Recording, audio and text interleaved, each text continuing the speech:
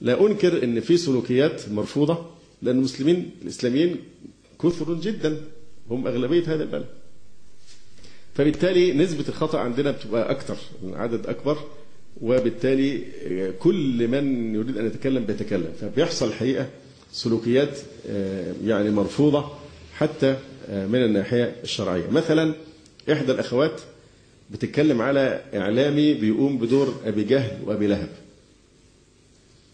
فبتقول أنا من كتر سخطي عليه وعلى عدوانه على الإسلام وعلى أهل الإسلام فإنها تدعو الله سبحانه وتعالى يا رب لا توفقه للتوبة.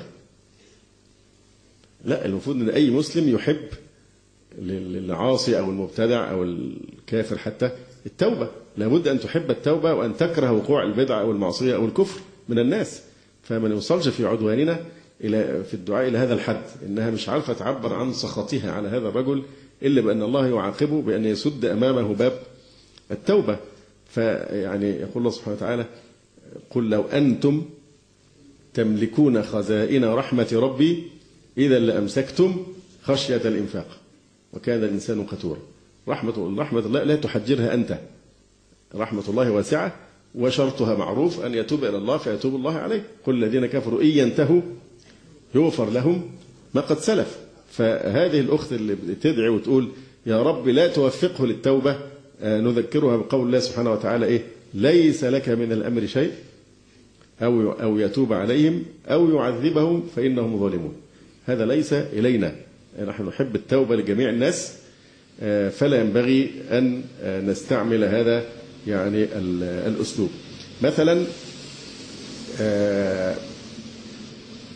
بعض الجرايد بتكتب عن أحوال حبيب العدلي في السجن، إنه هو بيقرأ القرآن ويصلي قيام الليل ويحافظ على الصلاة، فبعض الناس تتناول هذا الأمر بنوع من السخرية والاستهزاء والاحتقار. هذا مصادم للشريعة. هذا إنسان مهما ظلم باب التوبة مفتوح له، ثم توبته مشروطة بأن يرد الحقوق إلى أصحابها أو يستحل أصحاب الحقوق. فإذا عملية أن احنا نتمادى مع موضوع السخرية والاستهزاء بالناس، نقول ليس هناك أحد أولى بالله من أحد. باب الله مفتوح لجميع الخلق أن يتوبوا إليه ويؤوبوا إليه ويعتصموا بحبل الله عز وجل، حتى لو كان بابا روما أو غيره من رؤوس الكفر، يهود نصارى ملاحدة، ما هو باب التوبة مفتوح، ما فيش حد أولى بربنا من الثاني. إذا أراد أن يتوب إليه فالباب باب الرحمة واسع ويسع جميع الناس. فيعني لا يجوز أن نتسامح في موضوع السخرية من مثل هذه الأشياء، لأن هذا ليس موضع سخرية واستهزاء. ليس أحد أولى بالله من أحد. وباب الرحمة مفتاح الجنة مش في إيدينا، ما عندناش سكوك غفران وقرارات حرمان إلى آخره. لكن التوبة طبعا في حق من ظلم الخلق أن يرد إليهم الحقوق، هذا معروف أنها أحد شروط يعني التوبة.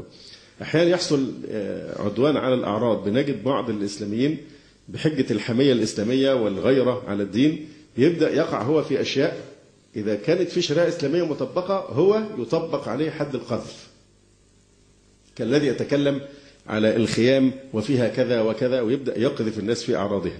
ده عدوان، لأنه أنت بتتهم اتهاما لا يستوفي الشروط الشرعية ولا يستوفي النصاب الشرعي، وفي نفس الوقت فأنت بهذا تعتدي على حرمات الله وتستحق إقامة الحد، حد القذف.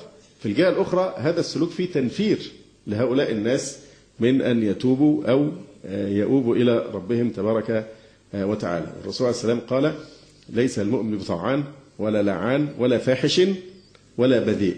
فبعض الناس تعتبر أن الانتصار للحق والغير عليه تبيح له أن يستعمل ألفاظا لا تليق حتى لو كانت حقا، حتى لو كان الشخص لا يستحق السباب بألفاظ معينة، لكن غيرتك على الحق لا تسوغ لك أنك تستعمل ما لا يليق بك أنت من الألفاظ السوقية.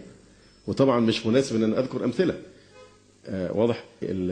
ده تنفير، هذا تنفير لهؤلاء الناس. الكلام مش عايز أذكر أمثلة لأن مش عايز يعني ما أريد أن أخالفكم إلى ما أنهاكم عنه. من الأشياء اللي مش عجباني خالص في المظاهرات الإخوة، بعض الهتافات ما فيش مراعاة خالص للواقع اللي احنا فيه وحالة التربص.